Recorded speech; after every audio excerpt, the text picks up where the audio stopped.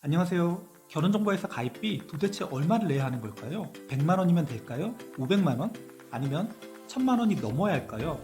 어떤 사람은 300만 원만 내고도 결혼 상대를 찾고 또 어떤 사람은 500만 원 넘게 내고도 실패합니다. 도대체 이런 차이가 왜 나는 걸까요? 결혼정보회사에 가입하면 정말 결혼할 확률이 높아질까요? 가입비가 비쌀수록 더 좋은 사람을 만날 수 있을까요?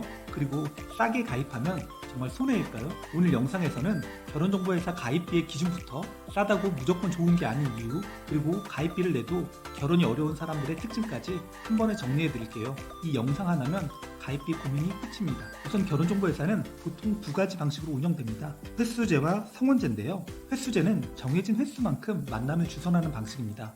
보통 3회, 5회, 10회 단위로 구성되죠. 가격은 150만원에서 300만원 정도 합니다. 성원제는 만남의 횟수와 상관없이 결혼이 성사될 때까지 진행하는 방식입니다. 가입자의 이상형이 까다로울수록 가격이 올라가고요.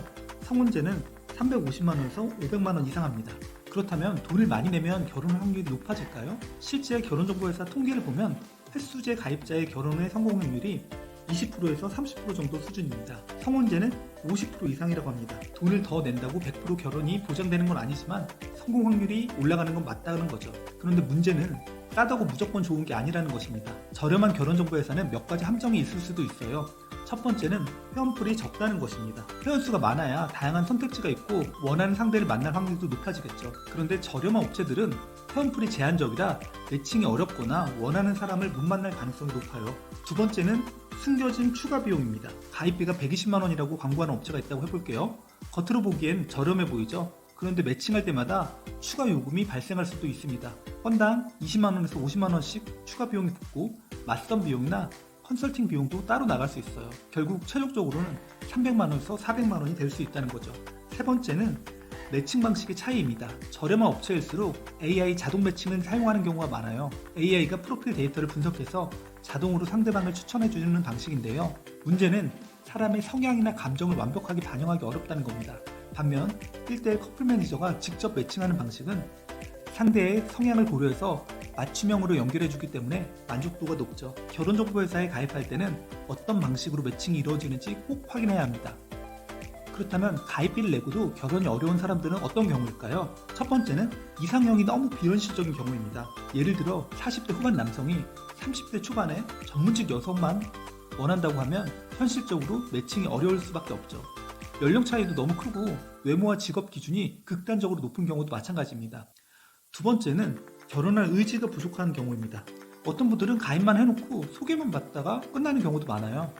결혼정보회사는 단순한 소개팅 서비스가 아니기 때문에 진지한 태도가 없다면 아무리 좋은 사람을 만나도 결혼으로 이루어지긴 어렵습니다. 세 번째는 프로필이 속이는 경우입니다. 직업, 연봉, 학력, 나이를 속여서 가입하면 처음에는 매칭이 될지도 몰라도 결국 상대방이 알게 되고 신뢰가 깨지면 관계가 이어지기 어려워집니다. 결혼정보회사는 신뢰가 가장 중요한 곳이기 때문에 거짓 정보가 한 번이라도 걸리면 매칭 자체가 어려워집니다.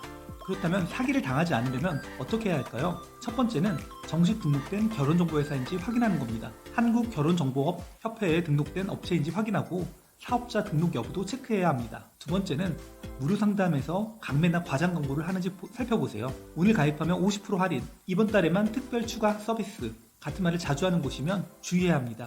신뢰할 수 있는 업체라면 고객이 충분히 고민하고 비교할 시간을 주고 무조건 가입을 강요하지 않습니다.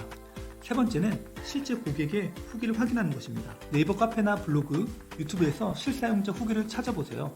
매칭이 없다, 가짜 회원이 많다, 추가 비용이 계속 나온다 같은 후기가 많은 곳이면 피하는 게 좋죠. 실제 가입자들의 사례를 살펴볼게요. 35세의 여성이 가입 8개월 만에 결혼을 성공했습니다. 처음에는 원하는 이상형이 있었지만 커플 매니저의 피드백을 받아들여 현실적인 기준으로 조정했고 매칭이 이루어진 상대와 적극적으로 만남을 이어갔죠. 반면 42세 남성은 1년 동안 한 번도 성사가 되지 않았습니다. 이상형 기준이 너무 높았고 매칭된 상대를 만나기도 전에 거절했기 때문이죠. 결혼정보회사에 가입한다고 해서 결혼이 보장되는 것은 아닙니다. 현실적인 기대를 가지고 열린 태도로 만남을 이어가는 분들은 좋은 결과를 얻는다는 걸 기억하세요. 이제 결혼정보회사에 가입 제대로 할 수 있겠죠? 여러분은 결혼정보회사에 가입비 어느 정도가 적당하다고 생각하세요? 댓글로 여러분의 의견을 남겨주세요. 영상이 도움되셨다면 구독과 좋아요 부탁드려요. 감사합니다.